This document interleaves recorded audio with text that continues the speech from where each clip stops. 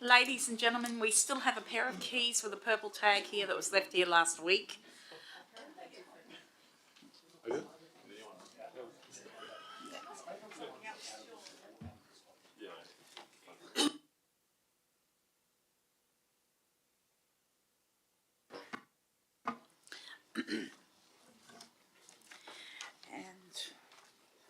okay, sorry, I haven't got a copy. Regan's here and here. Okay.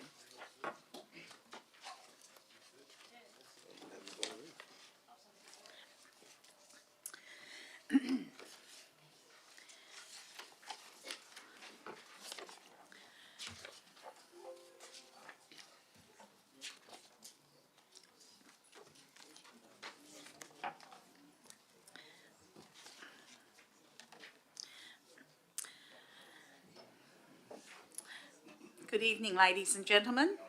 Welcome to the Chamber for the August Ordinary Council meeting.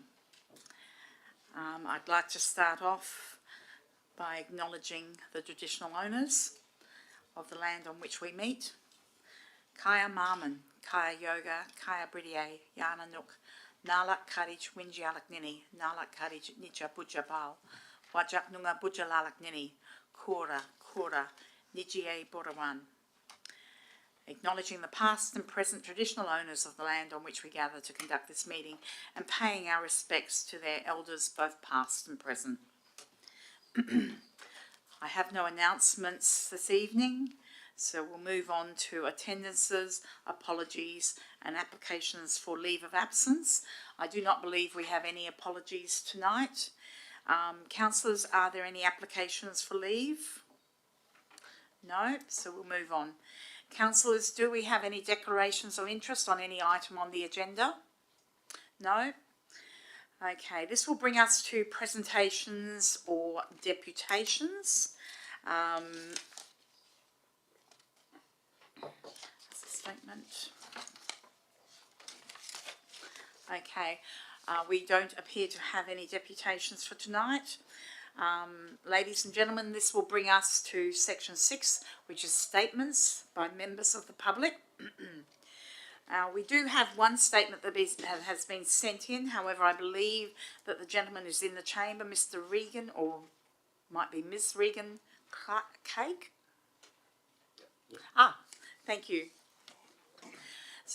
So, sir, if you could state your name and where you're from, and we have 2 minutes for statement time. We do have a new timer, and when you get to the red, you'll know that you have to finish. So thank you. No worries, thank you. Good evening, councillors. My name is Regan Cake from Dynamic Planning and Developments, and we act on behalf of Jonathan and James Teasdale, who own 163 to 165 Guildford Road in Bassendean. And I'm here tonight to speak in relation to the draft local planning scheme and request that an additional modification be considered as part of Council's final adoption of the draft local planning scheme. I have emailed you all prior to tonight's meeting outlining what we are seeking, and have submitted a detailed presentation as part of the advertising period associated with the draft local planning scheme. As such, tonight I simply want to reiterate that upon reviewing the officer's report on the draft local planning scheme, we are no longer seeking any increases to the residential densities for the properties north of Palmerston Street and west of Kenny Street. Instead, we are simply seeking to have our clients' land and those adjoining it along Guildford Road between Kenny Street and Palmerston Street rezoned from residential R100 to mixed-use R160. We acknowledge council officers did not support this modification in preparing their report. However, we would urge councillors to consider this change with mixed-use type frame precinct to the core district centre being a commonly adopted planning approach to activity centre planning within the metropolitan area. Specific examples include all of the district centres within the City of Melville, along Albany Highway and Victoria Park, which does have a number of similarities to Old Perth Road, and the Leederville Activity Centre precinct. Other benefits of the mixed-use frame precinct include improving local residents' access to services and amenities, making high-density residential development more feasible and attractive, as the ability to incorporate a commercial element into the development increases the income to be generated whilst also providing greater amenity for occupants of that development. And finally, improving the desirability of the impacted properties more generally for businesses and residents alike. In summary, we just want to encourage councillors to consider this additional modification to the draft local planning scheme, as it will ultimately make the properties more desirable for investment and redevelopment, and it will also support the prosperity of the district centre and the town more broadly. Thank you. Thank you, sir. Now, I'll just check with the CEO. We did have one other statement provided by Mr. Allen and Anne Copleston, and just to advise that they both cannot attend the meeting tonight. Their statement will appear in the minutes of the meeting, but also the CEO has advised Mr. and Mrs. Copleston that some of the matters that they had outlined in their statement have actually been accommodated by the staff in the report. So things like extending the range of the community transport out to 8 kilometres, and shopping trips. These were the types of things that were included in the statement, and they have been accommodated by the staff in the officer recommendation. So I won't read out that entire statement because many of those things are already now covered. Now, what I would ask is if there's any member of the public gallery who would like to make a statement, I would ask you to put up your hand. Ms. Seidel, if you'd like to come to, you know the routine, so.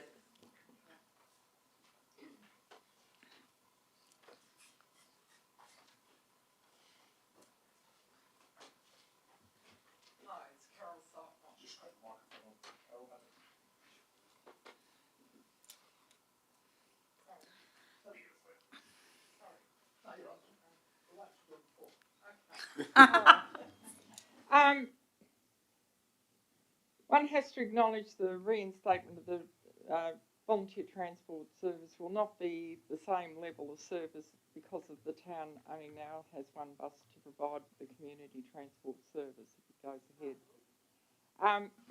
Carol, could I ask you to just move a little bit closer to the microphone? Oh, sorry. That would be great. Don't see. Okay.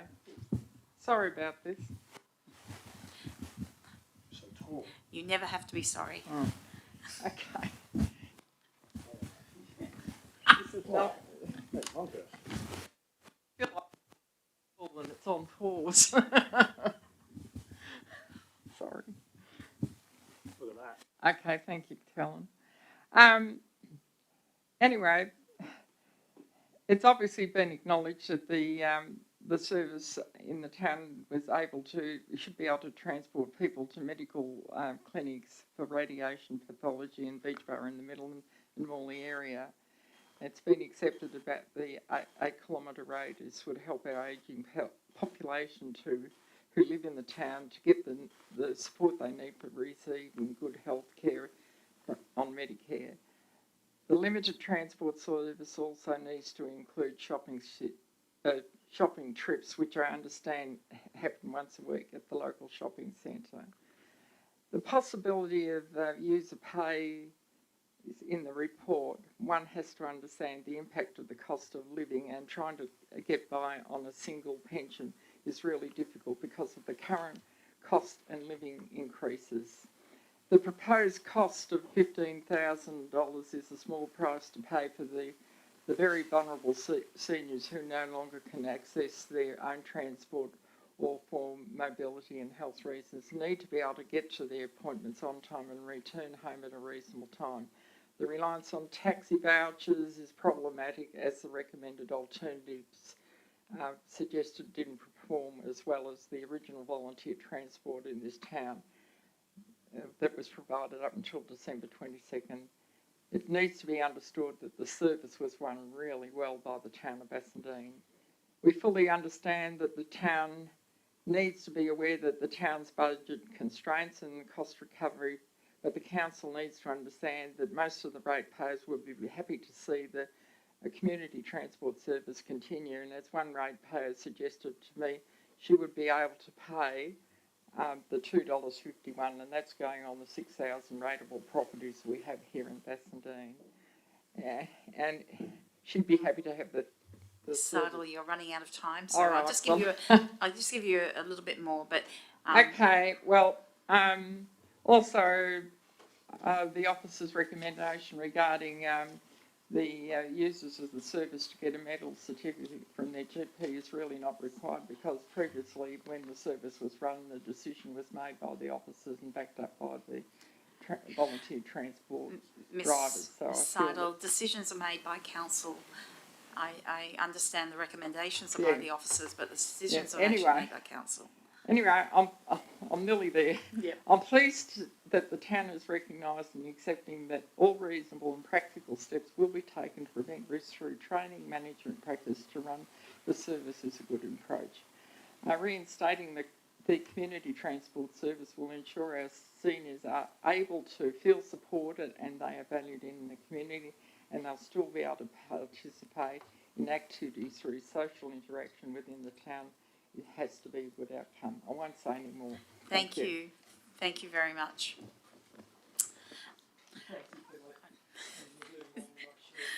Okay. Others with a statement, please raise your hand. Yes, if you'd like to come to the microphone. Good evening, everyone. My name is Susan Conway, and I live in Guildford Road, Bassendean. I just want to say that I hope the bus service will start, and ask you when it will start. And I believe you only have one bus, but I just want to say, don't let that hold you back, because I know you need another bus down the track. But if you could start the service up, even with one bus to begin with, Well, that would be okay. great. The officer's report does state that the service will start again with one bus, and it will be subject to a review in 12 months' time. Oh, Okay, right. ma'am? Okay, thank Thank you. you. Thank you. Other statements, if you would raise your hand and come to the microphone. Yes, sir. Yep, Nick Speed from Ellsworth Court. I'm just going to make this really quick. Just reviewing what's proposed in the amendment today. I'm sure you've all seen what we put out from our area and what we're asking for. R60 is still not reflects what was in the Town Centre Master Plan. It won't be the end of the issue with us, and we'll be organised and prepared to fight this at every stage. So I hope you recognise that we've made our peace, and this doesn't reflect what we've put forward. Thank you. Thank you.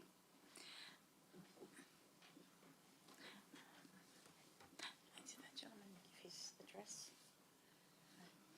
Yes. Yeah. Yep. Okay. Any other statements, ladies and gentlemen, before we move on to question time? Okay, so we'll move on to item 7, which is questions from members of the public. Now, you may ask questions on any item on the agenda. I would ask that you, again, raise your hand, come to the microphone. Ask up to 2 questions, which either myself or I will direct the CEO or a staff member to answer that question. So we'll allow 2 questions per person, and if we have enough time, we will then come back to you if you have additional questions. So, ladies and gentlemen, if you'd raise your hand if you'd like to ask a question. Yes, Mr. Busby.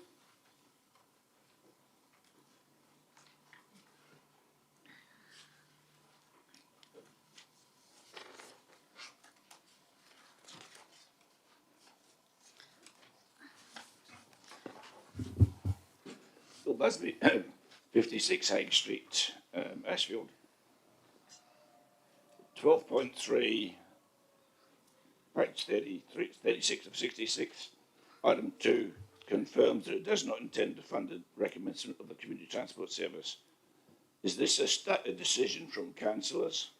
If so, I ask councillors they revisit and support and give due credit to our older citizens who have contributed so much to the town of Bassendean. In other words, please, councillors, stand up for the elderly citizens. They've contributed so much to Bassendean over many, many years. Classic example here. Please reconsider and give support to our elder citizens. Mr. Busby, I'm a little confused. As a question I asked, is the question, is the decision of councillors to defer the service, or is it the staff that's deferred it? So, Mr Busby, the recommendation in the officer's recommendation in the report is recommending to start a new service, modified service. Get that, but I think it needs more support. So I'm asking councillors to up the support level on behalf of the older members of our community, the people who pioneered this area, the people that's been here for 40, 50 years paying rent. The older ones need it. And they're the ones sometimes who've got no family, no support, and we've provided that since 1984. Please, councillors, reconsider our elderly citizens. So, Mr Busby, I am I'm asking really a question. confused with your question, because the officer recommendation is basically the officers have supported re-establishment of a limited service. Now, the councillors will vote on this, It's been better but done. Mr Busby, I don't think that the service is obviously aimed at the same demographic that were using the service before Christmas. So it's not going to exclude people who are in need of using the service. And in fact, some of the commentary that was provided by the members of the public last week has in fact been acknowledged by the staff and included in this updated recommendation, which includes expanding the area to 8 kilometres, which was a request of Mr Coppleston, I think, last week, and also to include shopping trips, which was an oversight. It was omitted last week, but it has been included. So I believe that if you would like to stay in the chamber for when councillors ask questions and when a decision is made, I should imagine that the officers have recommended this, and I have not heard any discussion about not continuing the service. But it's a new service. It's establishment of a new service. It will be subject to a 12-month review. So I think that's the only answer we can give to your question. Yeah, having not been privy to what's been agreed, Well, there's nothing that's been agreed. It is a council decision. You are here at the meeting tonight. There is a council here that will make a decision. There is an officer's recommendation recommending a way forward. So if you would like, I can't preempt how councils will decide. I can't ask each councillor to stand up and respond to your question, because that's not the way the system works, and you know that. So I think that if you would like to take a seat and wait for the decision and listen to the questions and the debate, you're more than welcome to do that. my question again is for the councillors to reconsider to up the ante a bit and support our senior citizens. That's my question. So, Mr Busby, We're going round in circles. I'm not going to continue with this line of questioning. You may take a seat. Thank you. Ladies and gentlemen, is there anyone else who'd like to ask a question? Yes, ma'am, if you'd like to come to the podium, state your name and address. Good evening, everyone. My name is Lucette Podgy. I'm not actually a ratepayer of Bassendean. I live in Bayswater and have done for many years. But what I have done is I had the pleasure of walking around Bassendean many times, admiring its old streets and its beautiful houses in different streets. And when I walked through Earl's Ferry, and I noticed a big sign saying there was going to be a big development there, I was aghast. I couldn't believe it that the council in Bassendean could choose such a site to build a 6-storey apartment. And what I'd like to know is, was a consideration for any other site before that site was chosen? Okay, I have not seen that sign. I'm unaware of the existence of that sign.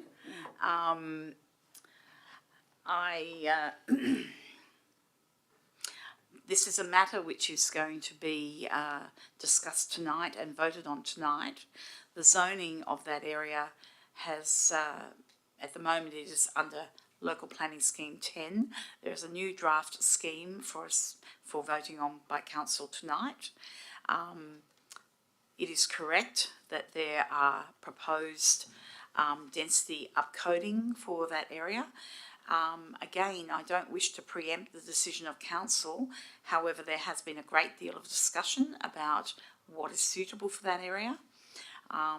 This also has to be balanced against the state government's aspirations for increased housing adjoining train stations. And I think that we have to strike a balance. Now, I will ask Mr. Gibson, would you like to add anything to what I've said? Through you, Madam Mayor, not a great deal. I suppose if the assertion is the town is seeking to develop a site on Nurstead Ave or Earlsbury Crescent, that is not the case. The town does not own any land in that location. What is being proposed, as Madam Mayor suggests, is as part of the review of the scheme and the preparation and production and progression of LPS 11, is that lots within the Success Hill South Precinct, which is the area east of Lord Street and north of Guildford Road, are proposed to be upcoded to a variety of densities, up to and including R160. But I suppose just for clarity, the town is not seeking to develop land in that location because it simply doesn't own any land in that location. Oh, thank you. I'm glad, because it'd be a shame that area to be destroyed.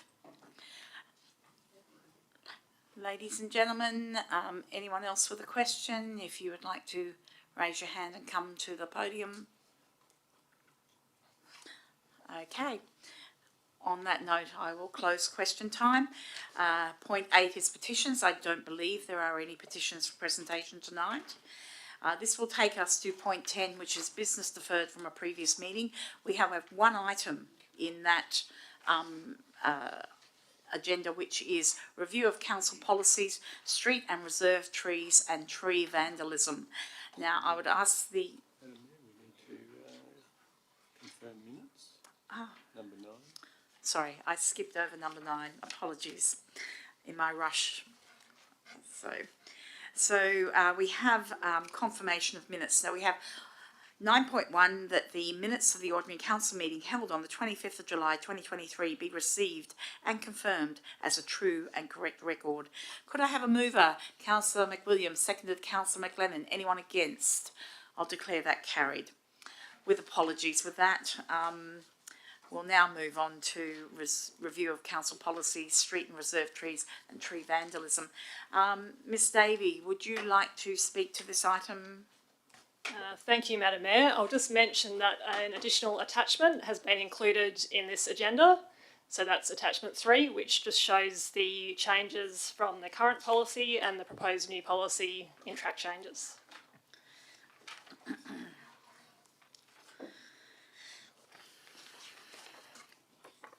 Thank you, Ms Davey.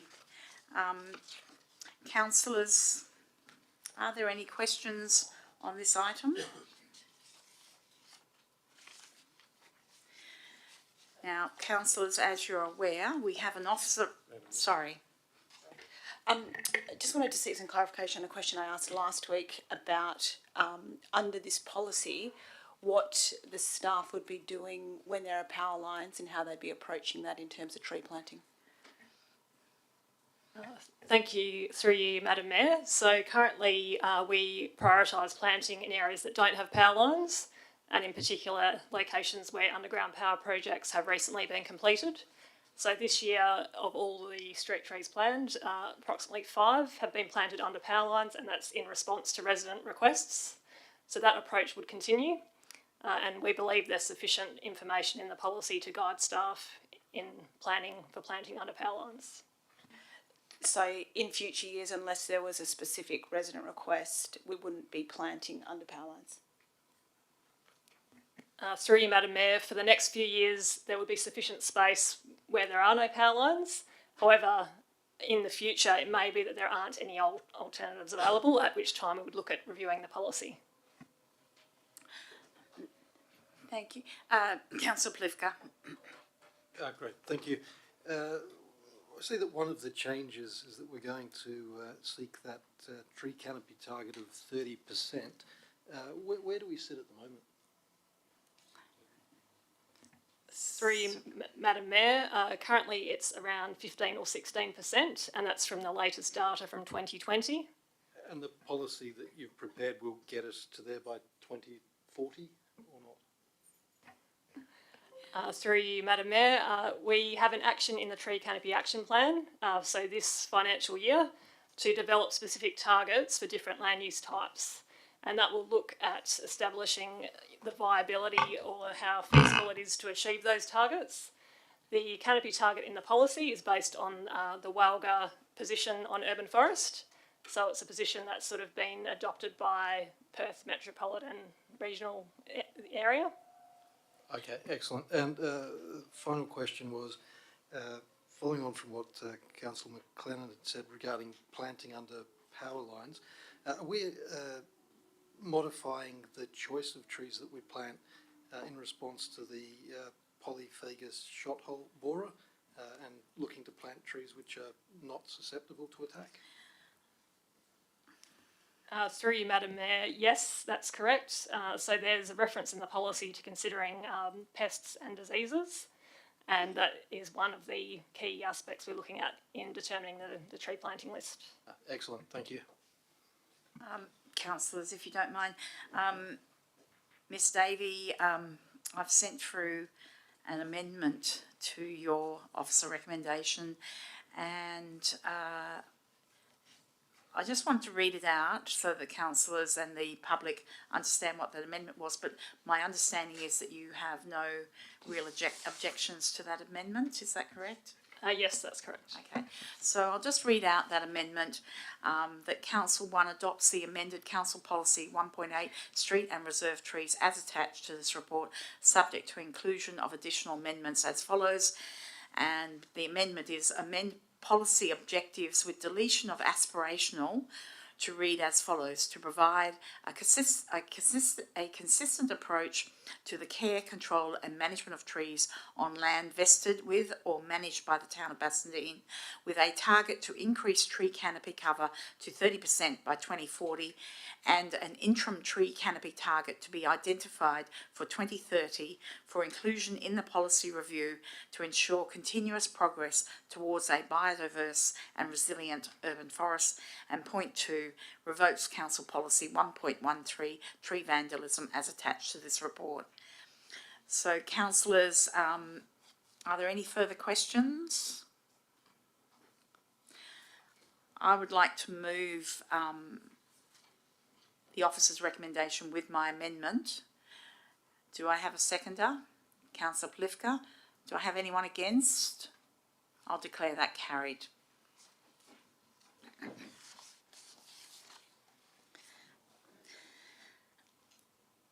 So,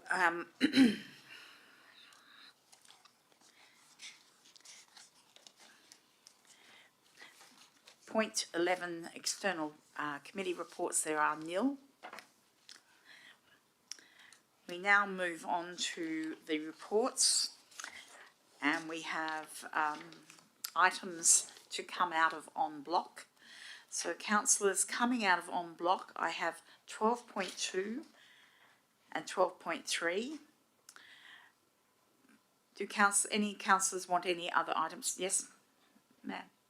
Councillor Carter. Oh, could I remove 12.5? 12.5. Okay, so councillors, I need a mover for the remaining item on block, which is 12.7. Just to clarify, also 12.4 and 12.6 are coming out, yes? Sorry, out of en bloc, I've got 12.2, 12.3 and 12.4, 12.5 and 12.6. Okay, so the only item remaining on block is the one item 12.7. Councillor Ames is moving that, seconded Councillor Wilding. Anyone against? I'll declare that carried. So councillors, we will now move on to 12.2,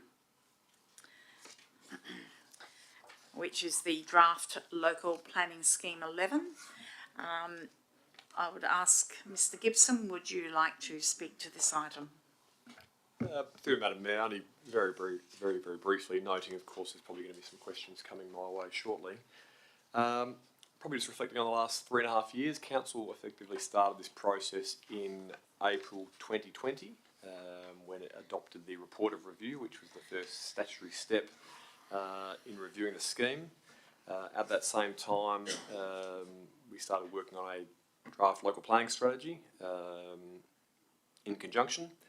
And all of that work that's transpired over the last 3.5 years has been done in-house by town staff, which is reasonably unusual, with many other local governments would have outsourced large chunks, if not the whole body of work. But I sit here very proud today of the planning team, having done a lot of work over that last 3.5 years, and we're on the cusp of having a council-adopted scheme, and I would strongly recommend council support that.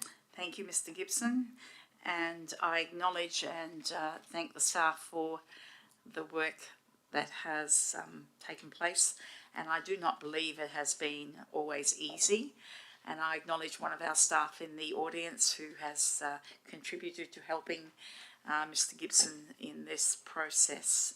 And it certainly is a process that involves multiple agencies, and it is often a form of negotiation that goes on for very long periods of time. So it is a milestone to get to this point. Councillors, questions? We've got Councillor McLennan first. Thank you, Madam Mayor.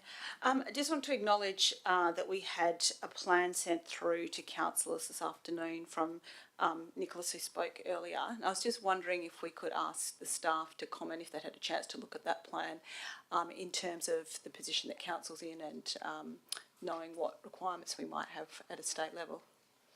Mr. Gibson.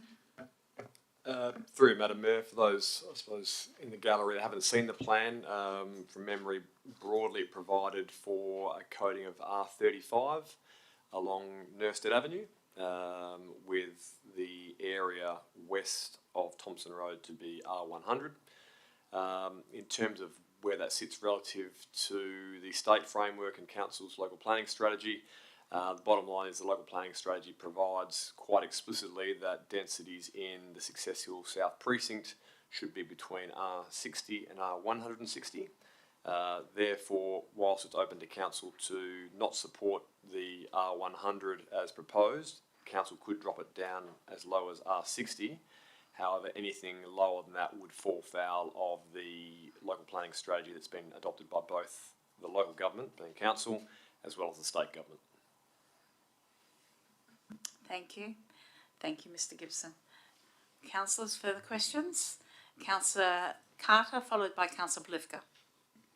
Oh, thank you, Mr. Gibson, and I'd also like to commend the staff on the terrific work that you've done over the years on this planning scheme. It hasn't been easy. And it brings up all sorts of issues for us. I would like to ask, would it be possible, or is it possible, that once the town planning scheme is, say, passed, that a heritage overlay can't then be added on to something that we've also agreed to? Am I right, or can you explain how that whole process would work? Thank you. Through you, Madam Mayor, it's certainly possible. When you say heritage overlay, I'll sort of interpret that as a heritage area, which we already have 3 of those in the district, and we're probably in the not too distant future having a 4th. If council recalls the report about the Earlsbury precinct. So those precincts exist under a local planning policy, which exists under the regulations. So it is certainly possible for council at a later date, short, medium or long term, to actually amend LPP4 and add in additional heritage areas if it sees fit. May I have a follow-on question with that, Mr. Gibson, before Councillor Polifka can ask his question? You mentioned the Earlsbury district, which clearly has been on the radar of some councillors for some form of heritage overlay. If we wanted to progress that, could you explain the timeline and process that would involve if we wanted to put a heritage overlay of some description on that precinct? Through you, Madam Mayor, Council has recently resolved to advertise a draft amended LPP4, Yep. which would provide a heritage area over the land on the riverside of Elsfrey Court. Yeah, that's right.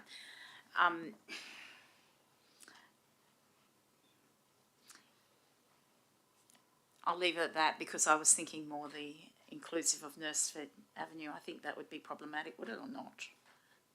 Through you, Madam Mayor, the process would be exactly the same, as it would need Council to adopt, for the purpose of advertising, a draft amended local planning policy. Okay, thank you. Councillor Plifka. Yes, thank you, Madam Mayor. Through you to the Director of Planning.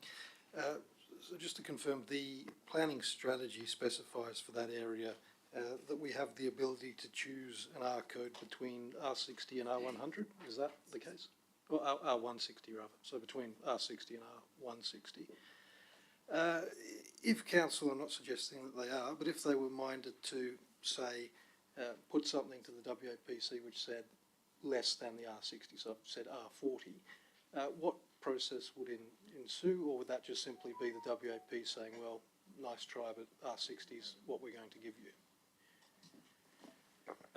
Through you, Madam Mayor, if Council was to resolve to support a modification to make the density less than R60, say R40 for the sake of the discussion, I doubt very much that it would come back as R60. It would come back close to R160, I'd suggest. The department's made no secret of its desire to increase densities around train stations. This is an area that's long been identified as a district centre. So even if Council resolved to support R60, there's no guarantee that will be the ultimate coding. But certainly I'd be reasonably surprised if R40 was supported, given the recently adopted local planning strategy explicitly says between R60 and R160. So you would think that the safest course would be for R60 rather than to choose something which the WAPC might see as an invitation to select their own density? Through you, Madam Mayor, yes, and further, it would be a good decision for Council to be consistent with its own local planning strategy. Yeah, excellent. Thanks for that. Further questions, councillors?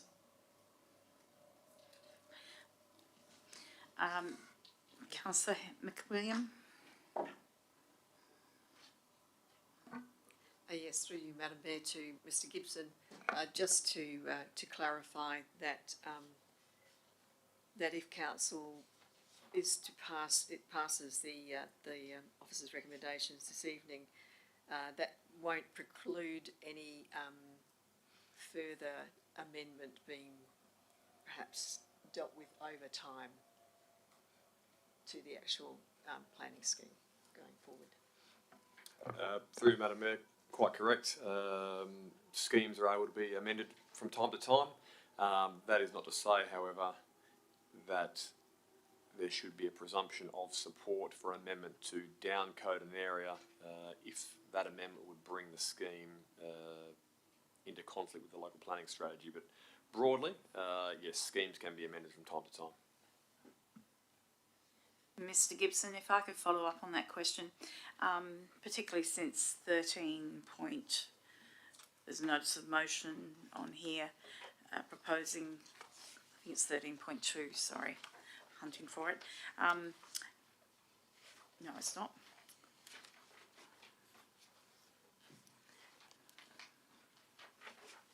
Okay, given that a scheme amendment can be raised on a range of topics, I would assume that any proposal in a scheme amendment would likewise go out for extensive community advertising, would it not?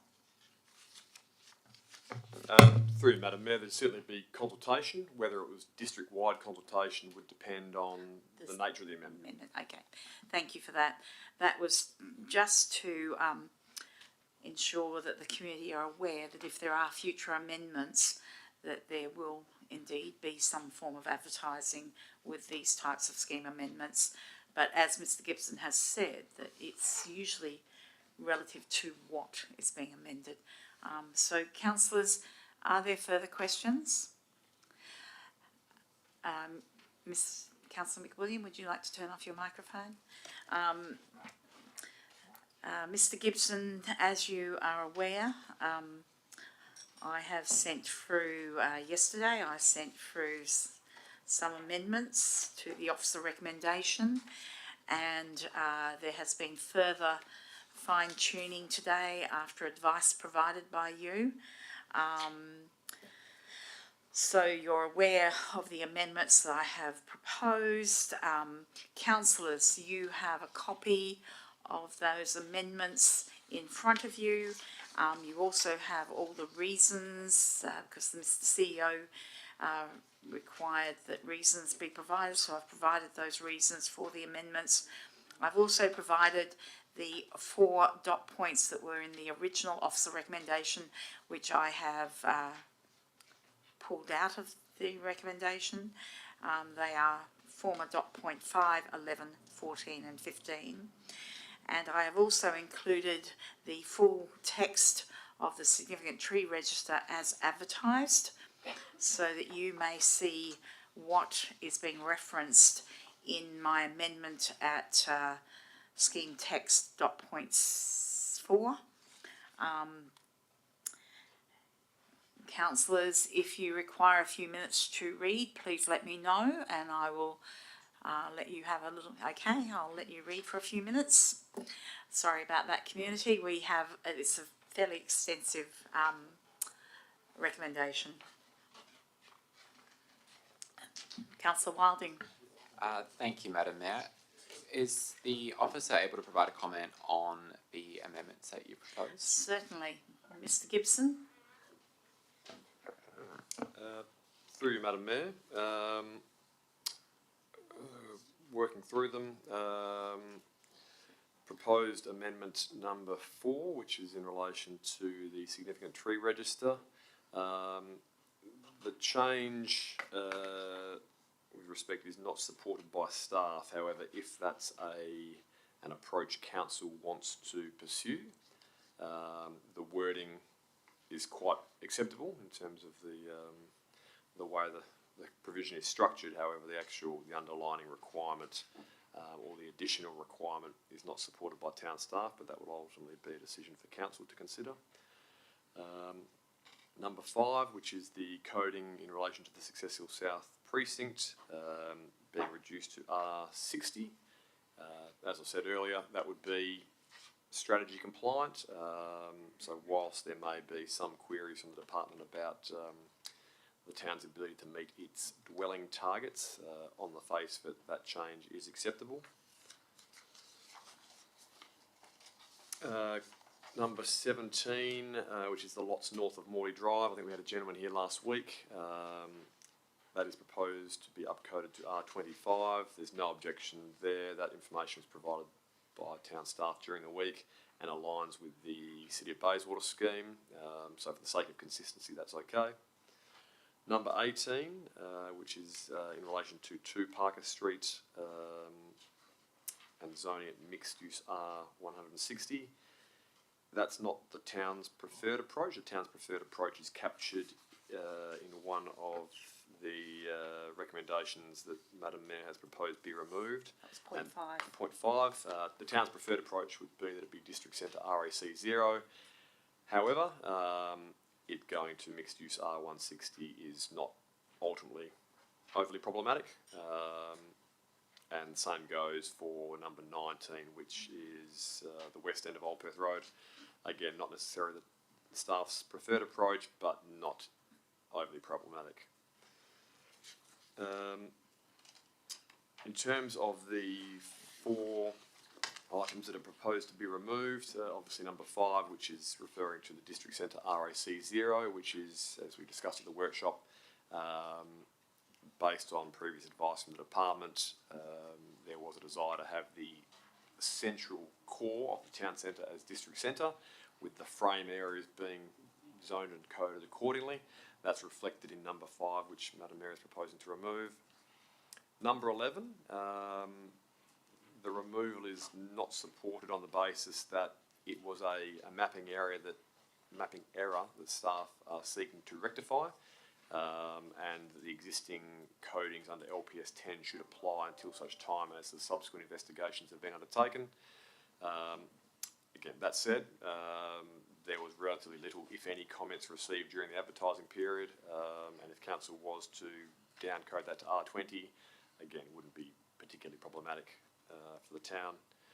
Number 14, regarding 19 and 21 Surrey Street, that was a matter that was discussed at a workshop, but is certainly open to council not to zone it residential R40.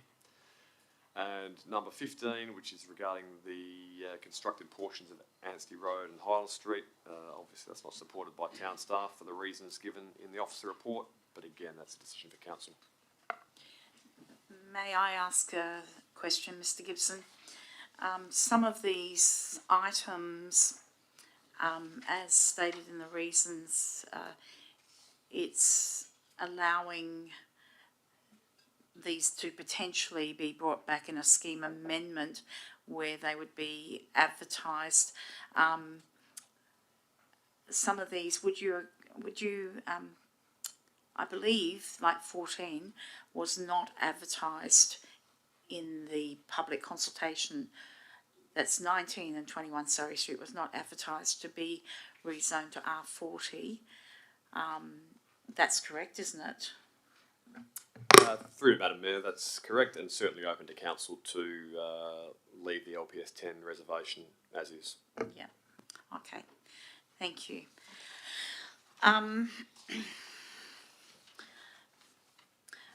So, members of the public, the officer's recommendation is listed in the agenda. I will read out I'm only going to read out the sections that I propose to amend. I'm not going to read out the entire thing. So the first one is point 1.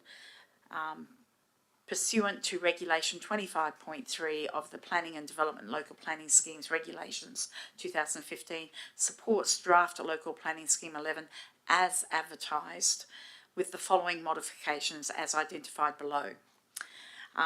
Then we go to point 4, where the officer has removing the proposed supplemental provisions 61122 and replacing it with a new supplemental provision under the heading Significant Tree Register, which reads point 6. Now, my understanding that's a point 6 that will be added to the provisions that were advertised. And that reads, no person shall cause or permit the cutting, pruning or removal of a tree or undertake works that may damage or destroy a tree which is included on the Significant Tree Register or that is subject to consultation in accordance with subclauses 3A and B above, unless development approval has been granted in accordance with Part 8 of the deemed provisions. As indicated by Mr. Gibson, the staff do not support that. However, the wording, I did seek clarity from Mr. Gibson as to the wording to ensure that it complies with requirements of the planning. The next one goes to the scheme map, point 5, coding the area bounded by Guildford Road, Thompson Street, south of the Rail Reserve and Ellsbury Court, encompassing all of Nursford Avenue as R60. All the other dot points are identical to what the officer has put in his recommendation, although they have been renumbered due to some items being removed. Item 17 is coding the 25 lots north of Morley Drive East as R25. Item 18 is zoning 2 Lot 6 Parker Street, Bassendean as mixed use R160 as per adjoining lots facing Old Perth Road. And 19 is coding the 11 lots within the heritage areas bounded by Old Perth Road, Wilson Street, Park Lane and Guildford Road as mixed use R160. Now clearly, councillors, that excludes the Wilson Street car park. That only applies to the heritage shops on the northern side of Old Perth Road, which is 11 shops. And as outlined by Mr. Gibson, the other 4 4 items that were originally in the officer's recommendation, which I have removed. I will read those out as well so that the audience are aware of what I've removed from the officer's recommendation. Point 5 was, the original point 5 was zoning 2 lot 6 Parker Street, Bassendean, and all the land south of Old Perth Road currently proposed to be mixed use R160 as district centre RAC0. You will note that there is a new amendment for Parker Street only, and the rest of that point, the officer's recommendation, has been removed. The original point 11, coding the area bound by Shackleton Street, Guildford Road, Chapman Street, and the rear of the properties that front Geraldine Street as per the existing LPS 10, that has been removed. And then you've got point 14, zoning 19 and 21 Surrey Street, Bassendean as residential R40, that has been removed.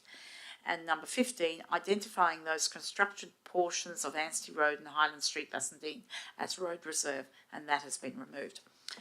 So, councillors, that is my proposals.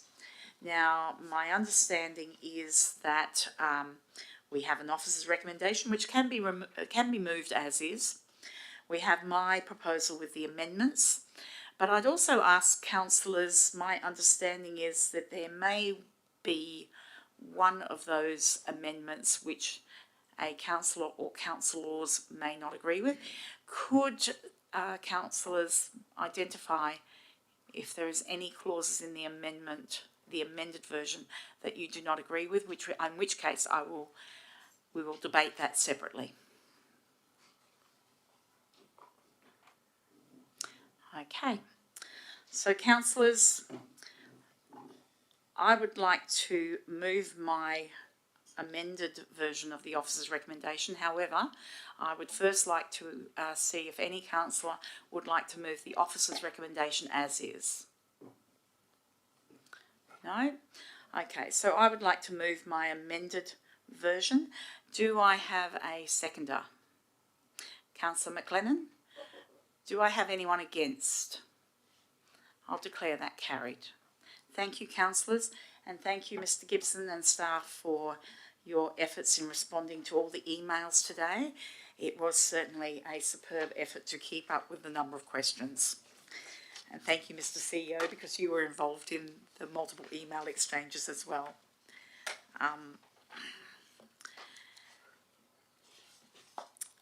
Okay, let me just...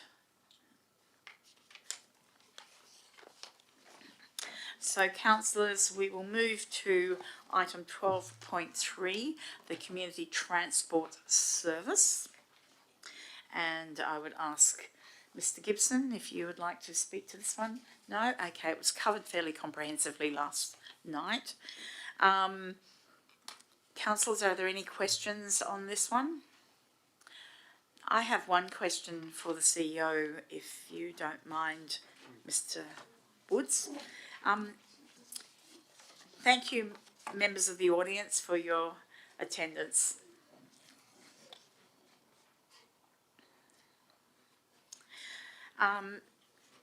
Mr. Woods, we spoke last week, councillors asked, myself, Councillor McLennan asked about this service, if it was a part-time service, only a couple of days of the week, whether there was ability for the administration to potentially consider hire of the vehicle to perhaps the 55 plus group. Could I ask if you would engage with that group on that point, or do I need to put some amendment in there to request that? No, that's quite simple, Madam Mayor. We can engage on that. I think it's quite clean if we deal with the officer's report and the issue at hand, and if that's another wish of council to take on those conversations, we can just do that and then bring something back through the bulletin to let you know whether there's an appetite there. Okay, that would be good. So, councillors, any questions? Yes, Councillor Wilding. Thank you, Madam Mayor. My question is for the CEO, just following up on the question that was put forward last week around the interaction with the Disability Discrimination Act, and if, given the process that we've taken thus far to get to this point, and the consensus that this might be the only viable way to proceed with the service. If a complaint was lodged under the Disability Discrimination Act 1992, is unjustifiable hardship a reasonable defence for what we are running?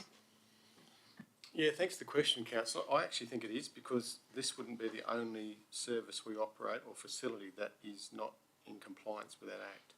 So I would find it quite unusual that we would be penalised for doing it, given our intent is good. We're trying to service a need in the community for our community, and there are other services that provide for those people that are not ambulant. So I think we can direct other services to provide that. So I think we'd be fine. Thank you. Further questions, councillors? So, councillors, we have an officer recommendation before us. Councillor McLennan, are you moving it? A seconder? Councillor Ames? You're seconding it, or you had a question? I've got a question, Madam Mayor. Sorry about that, yes. And thanks for moving the officer's recommendation, Councillor McLennan. If I may I add a quick amendment into point 4, which obviously has to be accepted by yourself, Councillor McLennan, or seconded as well. Notes that a review of the service going to be taken within the first 6 months instead of 12 months, and maybe some feedback from Mr. Woods to see if that would be an appropriate amendment for this item on the agenda. Yeah, that wouldn't be any issue at all, Madam Mayor. Okay. So that would be coming through the bulletin, correct? I think that would suffice, yes. Okay. Okay, thank you. Councillor Carter. Oh, thank you. Could I ask Councillor Ames why 6 months rather than 12? Yes, you can. We are still unaware of the take-up of this particular service. It might be taken up fantastically, which means there's obviously a scenario where we've got to look at our costs associated with that. We might find that the scope may change within 6 months as well, whether up or down. So I think a 6 month period will be a pretty good understanding about the use and the uptake of the service, the cost associated with it, and we can adjust and revise the service from there within 6 months instead of 12. So your point of that amendment is to give it more flexibility to move quickly if we need to increase the service or otherwise. Correct. Thank you. And I have an additional question. So you still envisage the service running for the 12-month trial, but you want a 6 month interim report? Spot on. Thank you. Right, okay. So Councillor Ames has requested that amendment. Councillor McLennan? If Councillor Ames is seconding it, then sure. Can I please second that amendment, please? You may. Okay, do we have any councillors against? I'll declare that carried. Thank you, councillors. Okay, we now move to 12.4, revoking previous resolutions. Now, I understand that Councillor Wilding has provided an amendment to this, but first of all, Mr. Woods, did you wish to say anything about this particular item? It's fairly self-explanatory. No, thanks, Madam Mayor. Okay. So, councillors, do you have any questions about this item? Thank you, ladies and gentlemen. Have a lovely evening. Yes, thank you. You too. Thank you.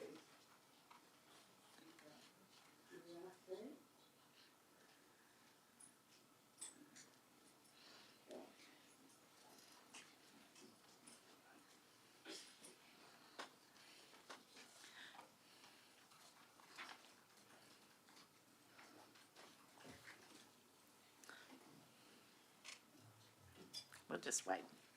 Yeah.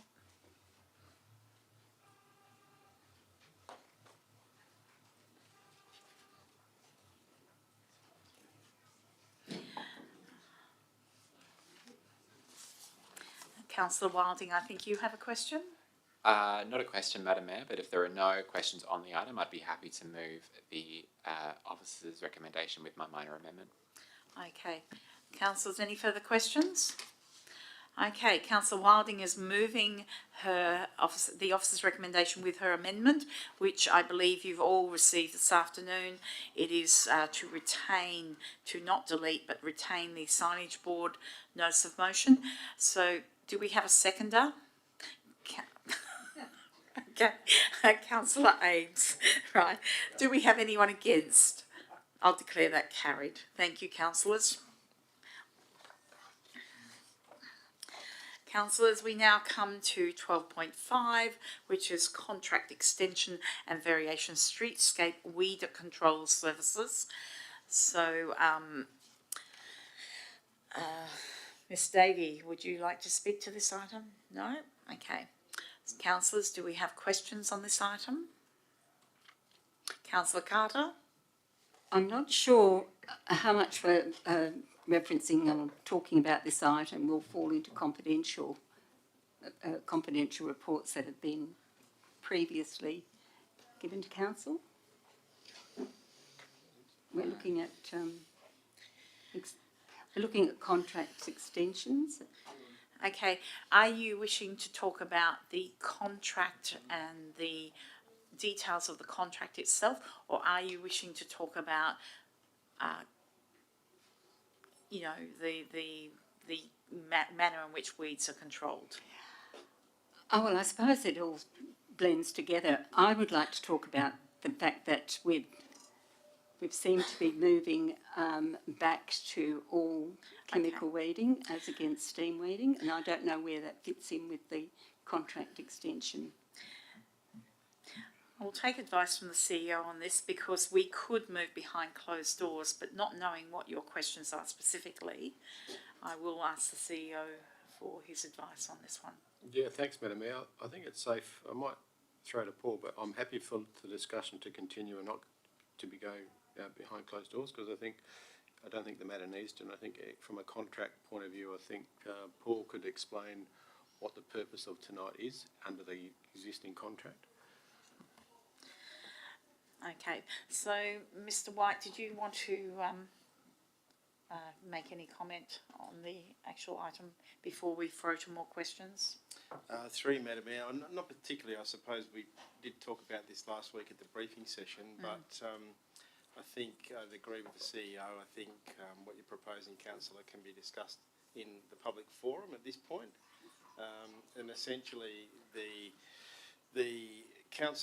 officer report really just boils down to one change, which is a proposal to change the weed treatment for local roads from steam to herbicide.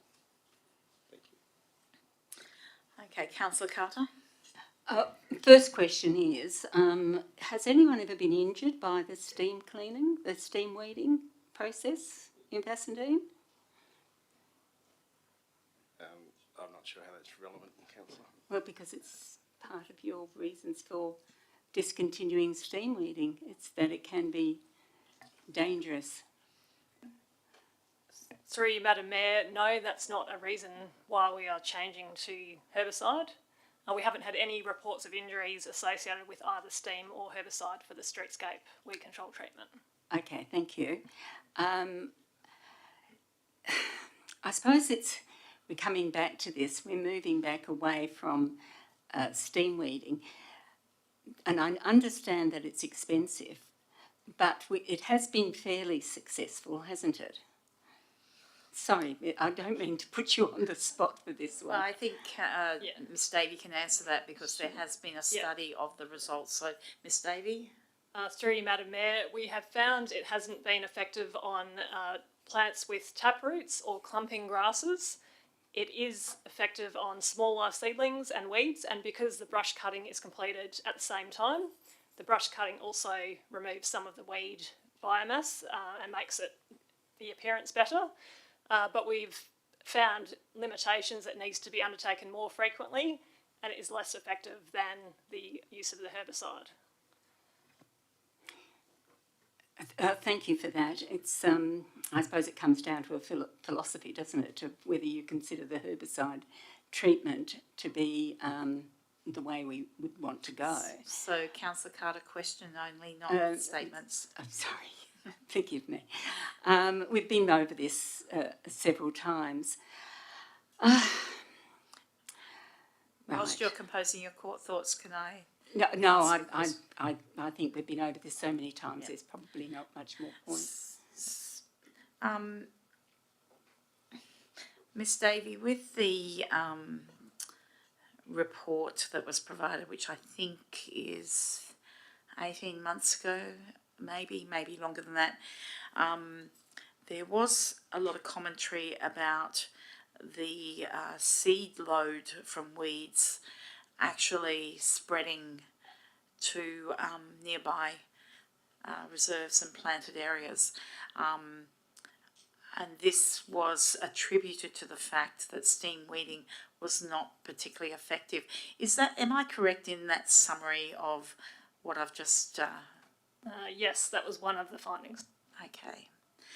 And am I also correct that the Parks and Gardens staff had found themselves actually using more herbicide treatment on those adjoining parks and reserves because of the seed load than what they had previously? Would that be correct? Yes, there would be an increased requirement for weed treatment on the adjacent areas. Okay. Councillors, further questions? Councillor McWilliam? Through you, Madam Mayor. Face the microphone if we can't hear you. Just acknowledging Ms. Davey.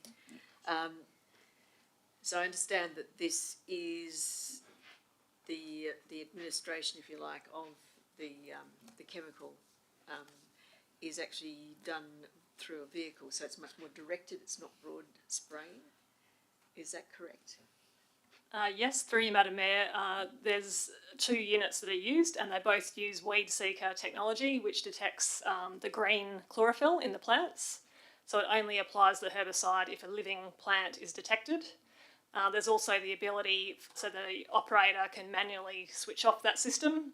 So if there's anyone nearby, they can switch that off immediately until there's no one in the nearby area. Thank you. Councillors, further questions? Ms Davey, I believe the majority of local governments in the metropolitan area are members of a WALGA group that are seeking alternatives to herbicide treatment. That's correct, that it is an extensive number of local governments that are members of that group? Yes, that's correct. I would say most metropolitan local governments are members. Okay, and the electric weed trial, has that progressed in any major form? Through you, Madam Mayor, it's only been trialled in large scale areas. Right.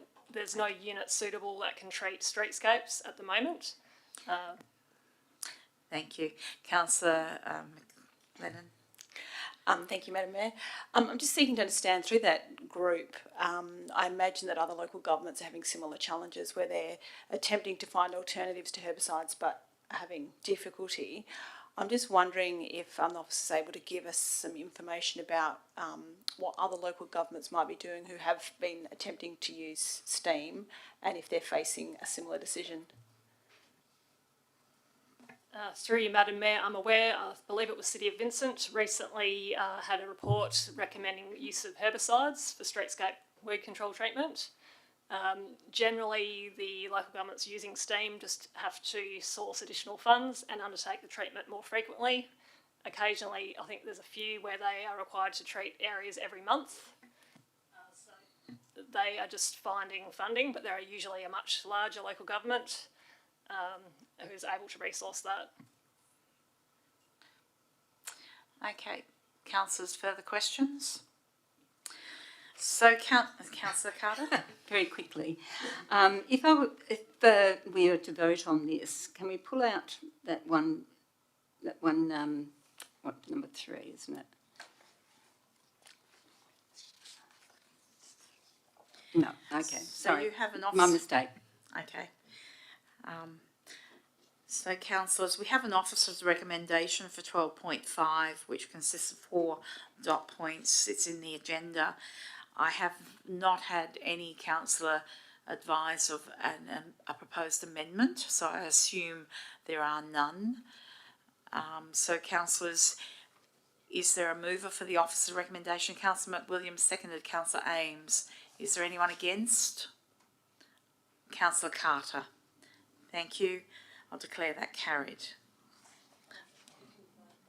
Oh, Councillor Carter, sorry. Okay. All those in favour of the officer's recommendation, please raise your hand. So we have a councillor. Debate. You didn't have debate. I must be half asleep, sorry. Okay, so we'll move into debate. We have the mover. If you would open debate, ma'am. You don't have to stand up.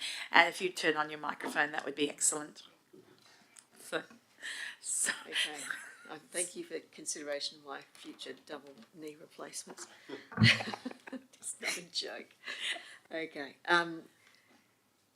I think that this is a step in the right direction. I think the fact that the administration of the glyphosate, I believe it is glyphosate, I stand to be corrected. So it's glyphosate, and that means that it is very much focused on detecting the chlorophyll in the plant and only applying the glyphosate to an identified plant. It actually is very useful on pavements and things like that where weeds can get in and start to really affect paving and produce cracks and all sorts of other things that require a more expensive response. I understand the electrical weeding option is still under experimentation, and I'm aware of that also from someone that I know who has experience with that. I think the main point is that it is far preferable to broadly spraying chemicals, and the fact that it can be switched off very quickly should anybody come into the area fills me with more confidence in its effectiveness, and it's obviously also a lot cheaper than steam weeding, and steam weeding is barely effective at all. thank you. Thank you, Councillor McWilliam. And seconder, Councillor Ames. You can turn your microphone off, Councillor McWilliam. No, I'd just like to second everything Councillor McWilliam said, but one thing that really still troubles me in regards to the environmental aspects of steam weeding is that to produce the steam, we've got a diesel generator sitting on the back of the car, and it still baffles me as to how we might be able to be trying to move forward with steam weeding in such a way. So if there was a more appropriate way of steam weeding and also having a more effective steam weeding situation, well then we might be able to move down that way, but I am in full support of the officer's recommendation. Thank you, Councillor Ames. Councillor Carter against. Thank you, Madam Mayor. And first I'd like to commend Miss Davies on trying to do the best that she can for us. And I know this is a difficult issue. I know that steam weeding has not proved as successful as we'd hoped, but I still maintain, and we still know, that glyphosate has its problems. Glyphosate is banned in a lot of places around the world and in other states in America. Eventually something's going to happen here too. We know that now help me out with the acronym here, Ms Davies. What was the APVMA? Oh, got it. The APVMA has having problems too. It's not able to regulate, it's not able to make its own decisions on these things. It's relying on mostly on the industry as far as I'm aware. And yes, I do understand that this is difficult. I still think that the principle is important. We should not be spraying glyphosate on the hard surfaces in our town. And I know it's difficult and I know it's hard, but please let's continue with the steam weeding. It's not as effective maybe, but it may be safer, and diesel motors notwithstanding. Councillors for? Councillor Plifka? Look, ideally we wouldn't have to resort to chemical means of control. Mechanical removal of the weeds would be preferable, but that's just certainly something which is not feasible from a budgetary perspective. So we are, I think, bound by those constraints as well. So for the time being, I would see the balance as favouring doing what we're doing as opposed to increasing costs, unfortunately. Any councillors against? Any councillors to debate for or against? Councillors will now go to the vote. All those in favour of the officer's recommendation, if you could raise your hands. So that is carried. And councillor against is councillor Carter.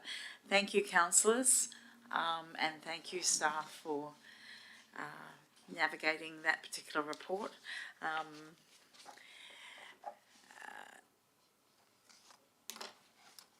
now move to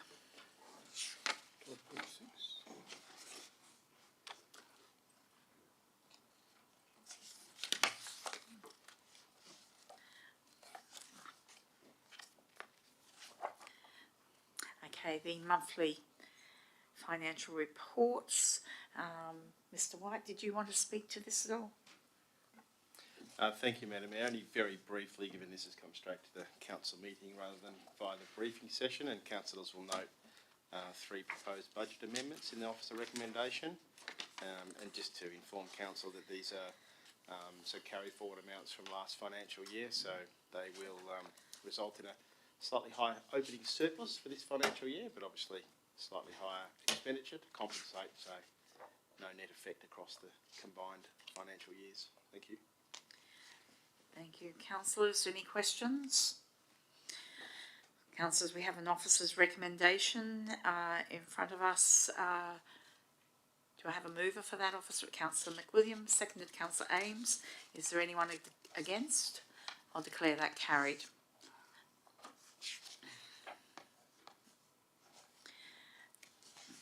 So, councillors, this now brings us to the motions of which previous notice has been given.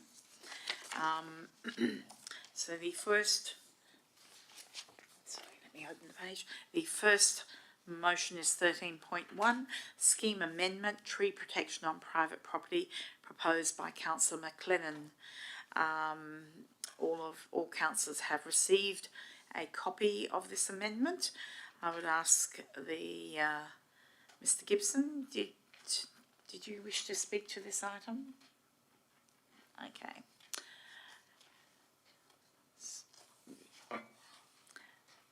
Councillor McLennan, you're obviously moving this notice of motion, and Councillor Plifka is seconding it.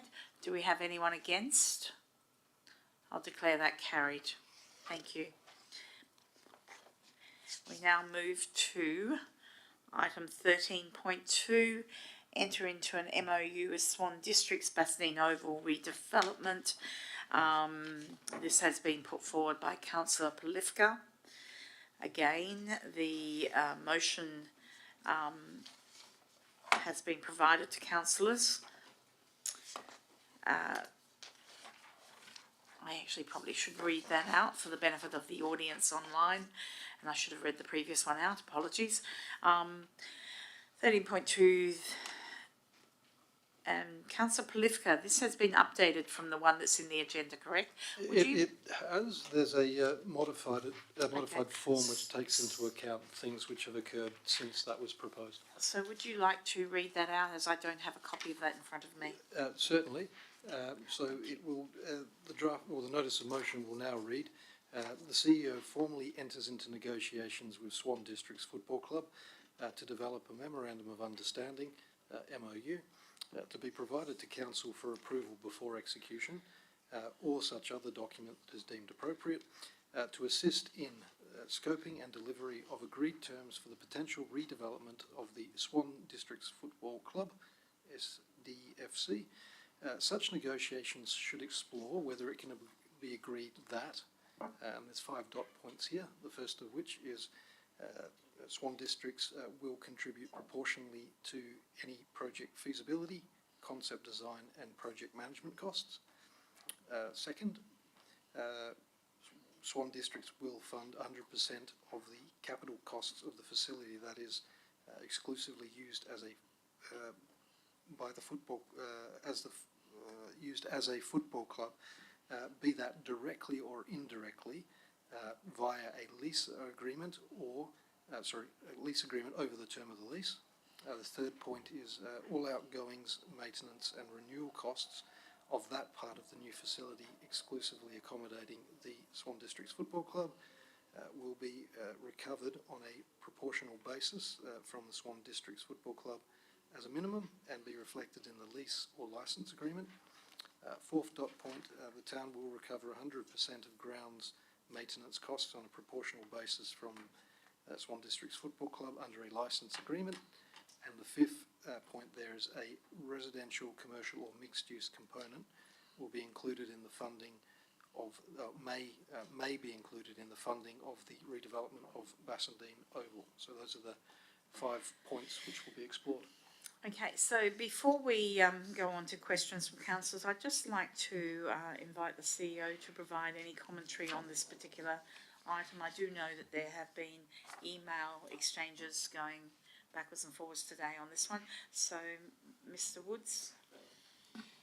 Yeah, thanks, Madam Mayor. I support the motion as written, and I notice you've circled there the words redevelopment of the Swan Districts Football Club, and the reason that was changed to Swan Districts Football Club and not the Bassendean Oval is that the Swan Districts Football Club has conditional title on their site, and that is what we're negotiating with the club. There's other components of the Bassendean Oval that we can commence redevelopment on ourselves in partnership with the state, but this relates directly to the club. I think what this motion does is it provides some clarity and a position of council so that negotiations can go forward, so we're not wasting any further time exploring opportunities that, if I were to bring back, were not accepted by council. I think it is broadly in my mind what we've been talking about around financial sustainability and equity in relation to how we deal with clubs and how we deal with community. And based on the conversations that I've had with the Swan District Football Club recently to try and progress this matter, which I've emailed councillors today and yesterday, I think it brings clarity that I've explained in an email to Swans, but it now gives me the support of the council body to keep negotiating on that path. So, Councillor McLennan, you've got a question? Thank you. I've got a few questions, if you don't mind. Firstly, thank you for forwarding through that email that you had from the CEO of the football club. I understand that the president was copied in, but do you have confirmation that that's actually a Swan Districts Football Club board decision, or that's just the position of the CEO and president?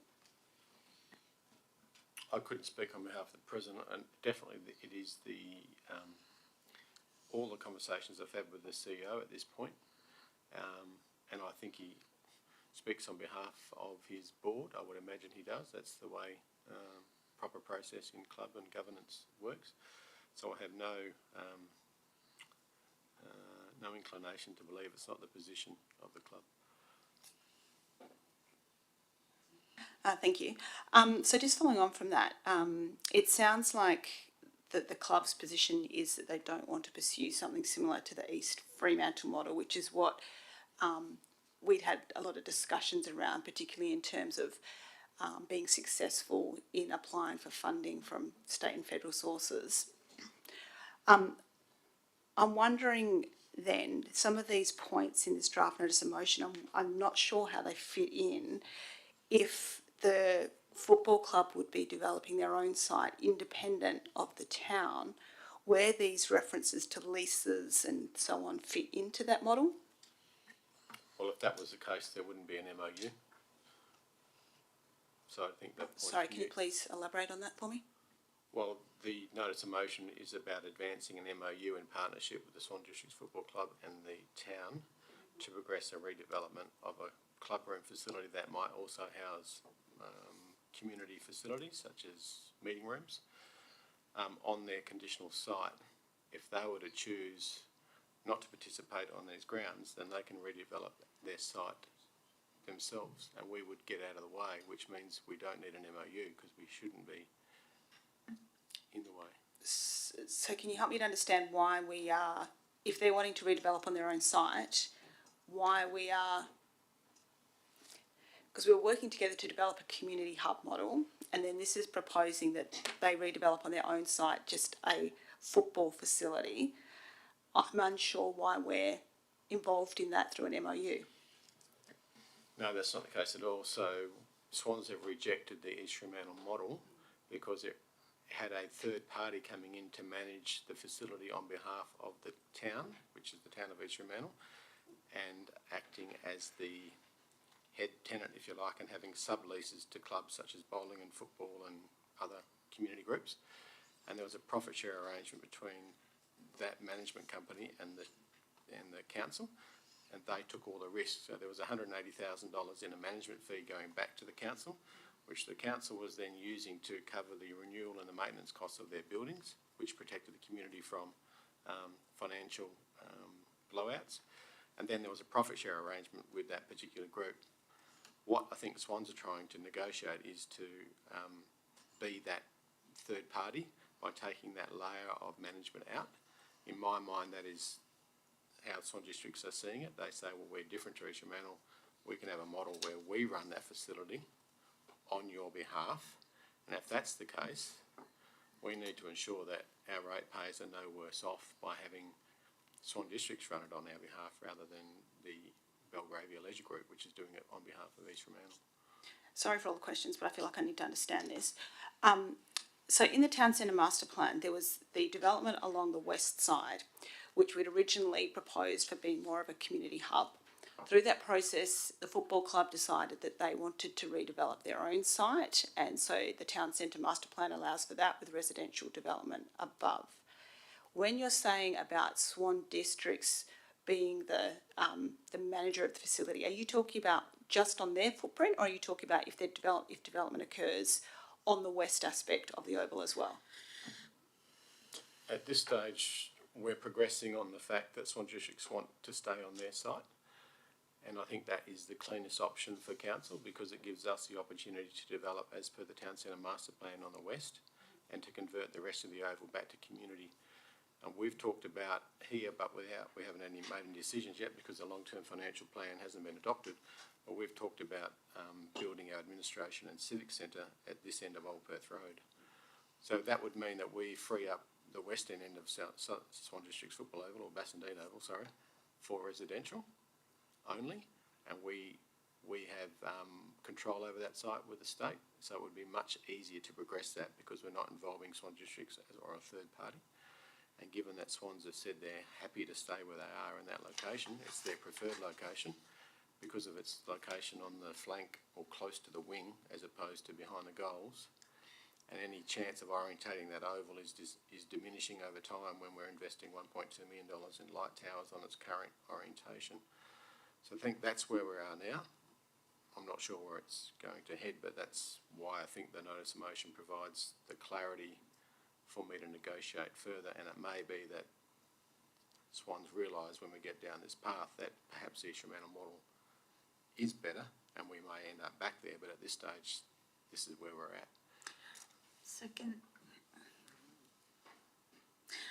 Okay, this brings me a follow-up question to flexibility. So the dot points included in this notice of motion are somewhat specific. So if I could ask Mr. CEO, does this allow you flexibility to perhaps, as you say, maybe go full circle back to the East Fremantle model if that's acceptable to the parties? Does this notice of motion provide you with enough flexibility to do that? It probably doesn't, but I know the wishes of council was that was the intent in the first place. So what it does allow me to do is to negotiate on what I think are the fairest financial terms for the town, but it also means that only council can change that. So it means when I come back with what I think might be another option, I think that's where council can determine how to proceed, and I think that's, given such a large project, I think it's actually better that council does control those decisions. So I think it's not such a bad thing. Okay, so follow-up question there. I spoke to you today on the phone about information touch points in this process for the council. So do you perceive the ability to perhaps during occasional workshops to touch base with council about your progress in this area and where you think there might be opportunities? Yeah, most definitely, whether it's via a workshop or a file note or memorandum. But I think as we progress and there's anything new, it would be incumbent upon me to provide that information to council. So my next question is, should there be something in this notice of motion about that information sharing with council on the journey, or you're going to just take that on board from this commentary? I think common sense would prevail, and yep. I would definitely communicate that with council. Okay. Councillors, further questions? Councillor McLennan? Sorry, I know I'm being annoying, but it's a fairly big strategic decision that's just included in a motion. The dot point 2 about the 100% of the capital cost of the facility that's exclusively used by the football club to be directly or indirectly funded by a lease or lease agreement. So are we saying that if this was acceptable to the football club, that we would then be approaching funding bodies to, on their footprint, build something that incorporated an area that was exclusively for the football club, plus other community facilities and potentially residential, and that we would be expecting the football club to pay 100% of their costs back to the town over time through lease payments to us? Well, the words indirectly, directly or indirectly relate to directly they could fund it themselves because it is their building and their club rooms, and so we would, and we won't be getting any funding from the government for that component unless it's from the Football Commission to run a football club. So they could pay up front. If the project was, $10 million and $3 million was theirs, they might fund $3 million through borrowings and grant funding from the Football Commission or wherever else. If they couldn't raise their funds, then it might be up to council to charge them a commercial rent on commercial terms to recover that investment over time. Sorry, one last question. So why would this be preferable over the football club just doing their own thing and seeking their own funding, and us continuing with more of a community hub model without the football club on the west aspect? So whether that incorporated, other sporting clubs or a library or whatever it might be. I think it's because Swan districts have said that they want to go on this journey with us rather than walk and do their own thing, and I think they've realised that conditional title hasn't allowed them to borrow against that, and so they're seeking a model where they might benefit from the economies of scale and some partial support for community facilities, and given that they are very good at community outreach and they're very good at managing facilities with food and beverage and events, that they could end up being a manager for whatever community facilities are left, so we would not need to staff it, which I think is a good option for council to explore, where we would have some ownership of the building, but the management of that and staffing of that would be done by Swan Districts under a management fee. Councillor Ames. Thank you, Madam Mayor, and through you to Mr. Woods. Up in the first paragraph, MOU or other such document that is deemed appropriate. What are other such documents that may be deemed appropriate? Sorry if that's just a generic random term, but I just wanted to...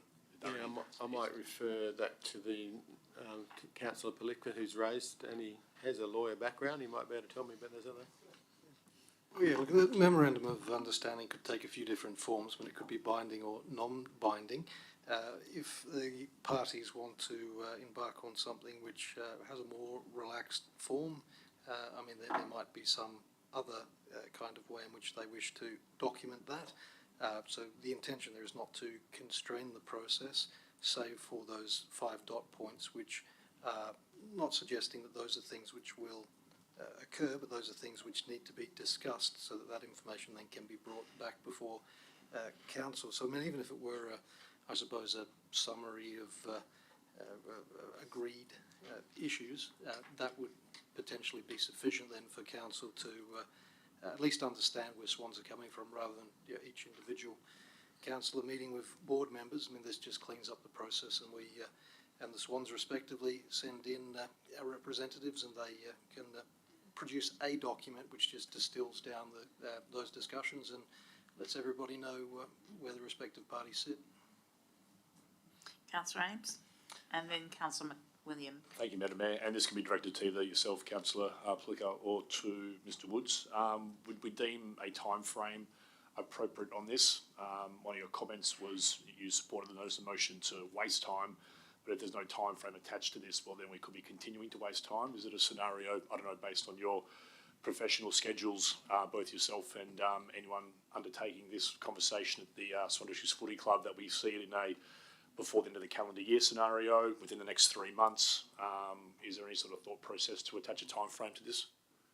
I think the original intent from the nominator was 3 months, and I'm happy to insert that. I think the dialogue, I think that we're scheduling a meeting next week at the Department of Local Government, Sport and Cultural Industries to present both parties where they currently sit and then find out how that affects the funding. So that'll be we should have something back within 2 weeks from that meeting.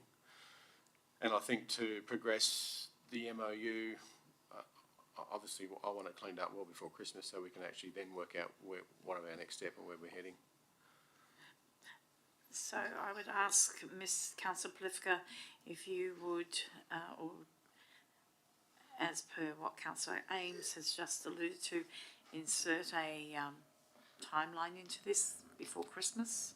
Yeah, look, well, I had dispensed with that given the response I got from the CEO in terms of this motion and how proactive he was with that, so I didn't deem that necessary, but if the CEO would like a time frame, I'm more than happy to stipulate one.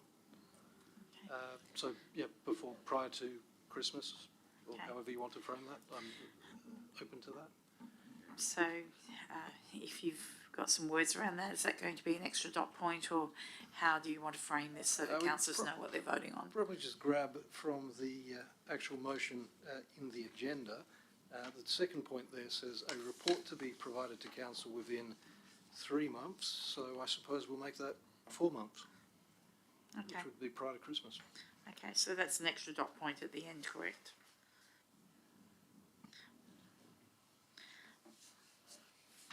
Correct? Yep. Yeah, thank you. Okay.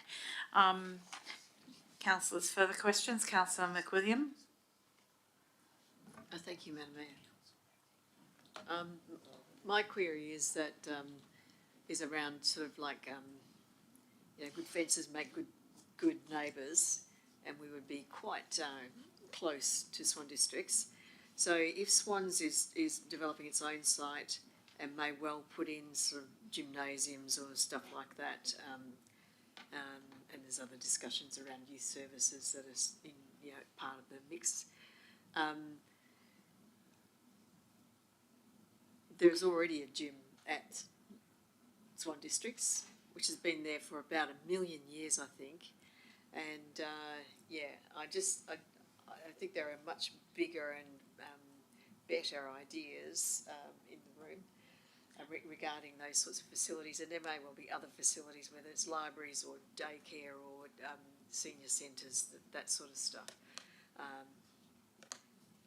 All of these things would be subject to contracting out and managed as a contract by either the town or Well, I think the point is the MOU takes us to a point in time where we can then start the journey. And when I say the journey, that talks about feasibility, business case, concept design, and I don't, and that's where we should not think about what might be there, because the process should tell us what is required and what will work, rather than us thinking it's going to be a gym or a childcare centre or a library. Yeah, just ideas. Yeah, so I think the process will unfold, and the best model for both parties will be brought out through that process if we get past the MOU stage. Okay, Thank you.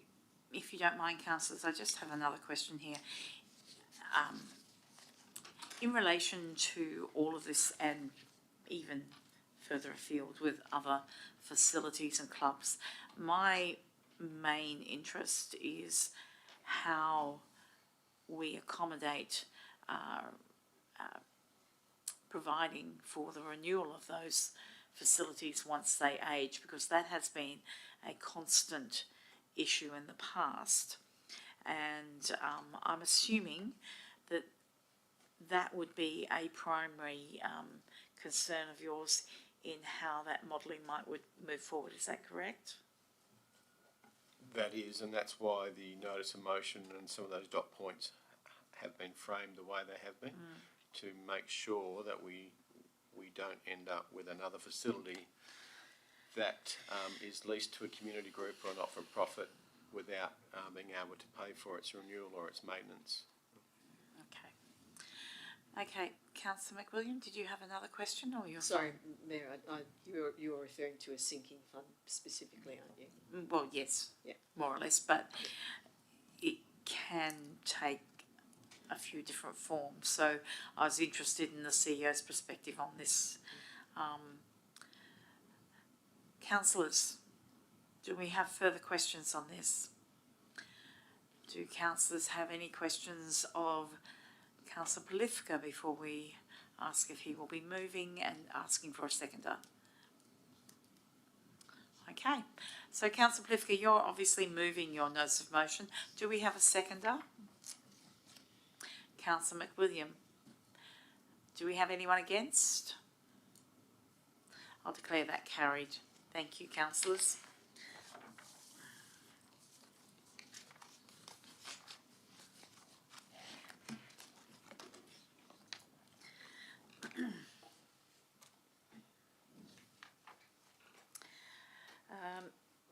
Announcements of notices of motion for the next meeting. I was going to announce a motion, however, I have had no time to prepare it today, so we'll leave that and I will send it through to the CEO in due course. There is no urgent business that I know of. Confidential business, there is nil. So this brings us to the closure of the meeting at 7:45 p.m. I would advise that the next briefing session will be held on Tuesday the 19th of September 2023, commencing at 6 p.m, and the next ordinary council meeting will be